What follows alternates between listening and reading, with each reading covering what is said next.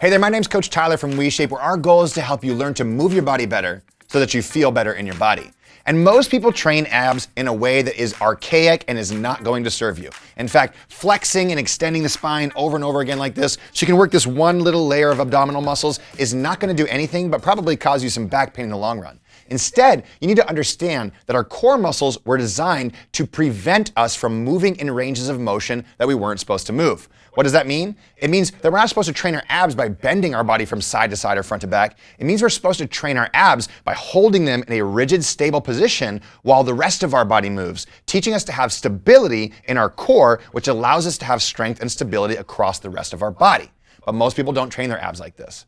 Lucky for you though, I've got 3 simple moves, each one a little bit harder than the last one, that will teach you a functional way to train your abs so you can build strength, coordination, and balance across your entire body very simply from the comfort of your own home. Let's dive in.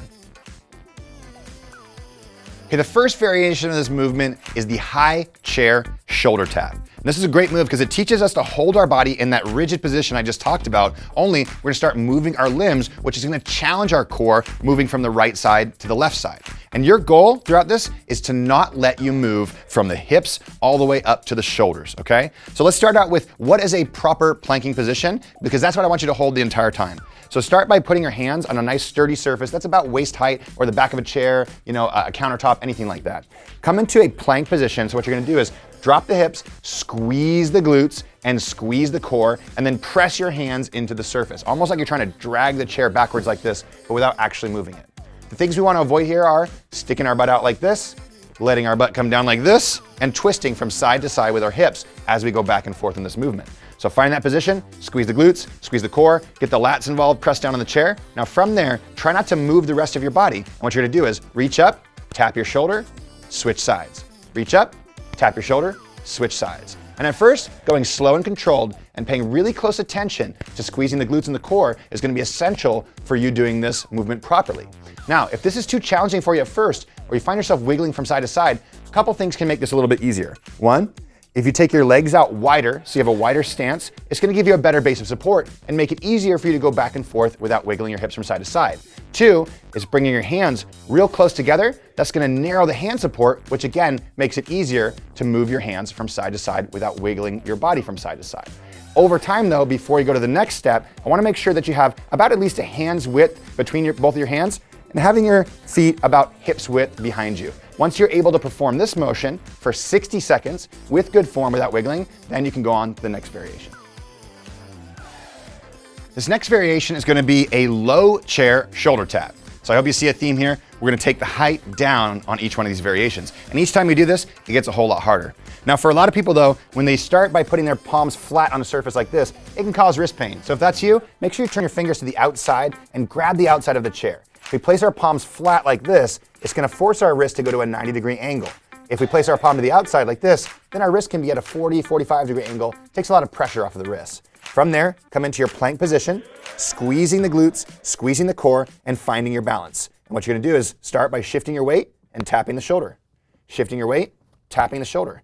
Shifting your weight, tapping the shoulder. You'll notice this gets harder and harder as we decrease the elevation of the surface you're putting your hands on. And again, if you need to, you can put your hands closer together to make it a little bit easier for you to practice this movement, or you can bring your feet wider apart. Before you move on to the next variation though, make sure, again, that your feet are about hip width behind you and that your hands only have about 1 hand distance in between them before you go to the next variation. But once you can do this with good form, without too much side to side wiggling, then we're gonna bring it all the way down to the floor and I'll show you the last variation.